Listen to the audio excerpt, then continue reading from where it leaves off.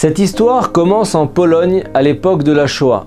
Ania Gold, l'aînée d'une famille de 8 enfants, est choisie pour quitter la Pologne et s'établir aux États-Unis. Ses parents ont économisé sou après sou pour lui payer ce voyage. De cette façon, au moins un de leurs enfants échapperait au pogrom, à la pauvreté et au désespoir qui guettent malheureusement les Juifs d'Europe à cette époque. Ania arrive donc en Amérique, à Baltimore, où elle trouve refuge chez une tante attentive, affectueuse. Elle ne manque de rien, si ce n'est l'essentiel, sa propre famille. Alors que ses parents ont presque réussi à économiser assez d'argent pour un second billet, ils sont malheureusement attrapés par les nazis. Ania, qui avait reçu plusieurs lettres de Pologne auparavant, cesse brusquement d'en recevoir. Et ce n'est qu'après la guerre qu'elle apprend ce qui s'est malheureusement passé de la bouche des rares survivants. Toute sa famille a été déportée. Cette terrible nouvelle brise le cœur d'Ania. Elle n'a plus de famille, mais pour eux, elle décide de ne pas sombrer dans le désespoir, le youch, et de créer sa propre famille. Elle donnerait à ses enfants les noms de ses parents, de ses frères et de ses sœurs disparus. Quelques années plus tard, elle épouse Bob, un homme admirable avec qui elle peut tout partager, les joies, les peines, les angoisses de la Shoah, les réussites, les échecs. Une seule chose manque à leur bonheur, voilà qu'ils n'arrivent pas à avoir d'enfants. Tous les spécialistes, les médecins consultés ne laissent aucun espoir de tenir un jour un bébé dans leurs bras. Un jour, Ania suggère à Bob « Et si nous adoptions un enfant ?» J'ai toujours espéré m'occuper de mon propre enfant. Mais apparemment, ce ne sera pas possible. Bob, qui avait cette idée en tête depuis un moment, lui répond « Justement, je me suis déjà renseigné à ce sujet et il y a un organisme juif d'adoption à New York. On pourrait aller le voir. » Quelques jours plus tard, le couple se rend à New York, le cœur battant. En chemin, on les informe qu'un bébé vient justement d'être abandonné à la naissance par sa mère. Mais à leur arrivée, on les informe que finalement, la grand-mère a décidé d'adopter le bébé.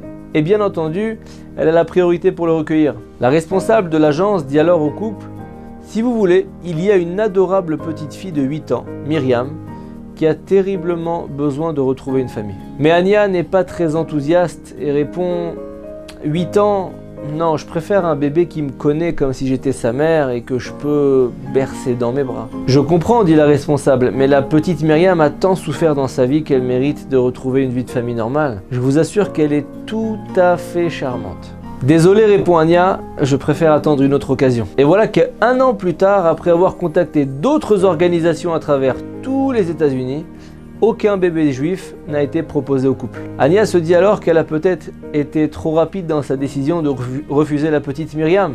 Après tout, pourquoi pas? Et voilà qu'elle téléphone à l'agence en question pour vérifier si elle peut toujours adopter Myriam, si elle n'a pas été déjà adoptée. La responsable lui répond « Oui, mais il y a une petite complication. Entre-temps, son petit frère a été retrouvé dans un orphelinat en Europe. Bien entendu, ils ne veulent pas se séparer, les deux frères et sœurs, et il vous faudra adopter les deux. Qu'en dites-vous » Après avoir demandé l'avis de son mari qui trouve que ce serait une excellente idée, Ania finit par donner son accord.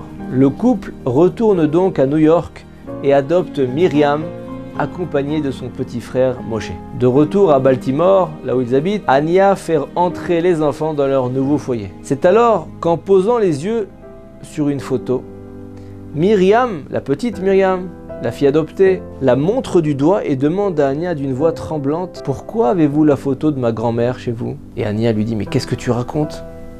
C'est le portrait de ma mère, ça ne peut pas être ta grand-mère. » « Je vous dis que c'est ma grand-mère, répète la petite Myriam. J'ai la même photo. » Myriam se précipite alors vers sa valise et sort une photo identique. Ania est bouleversée.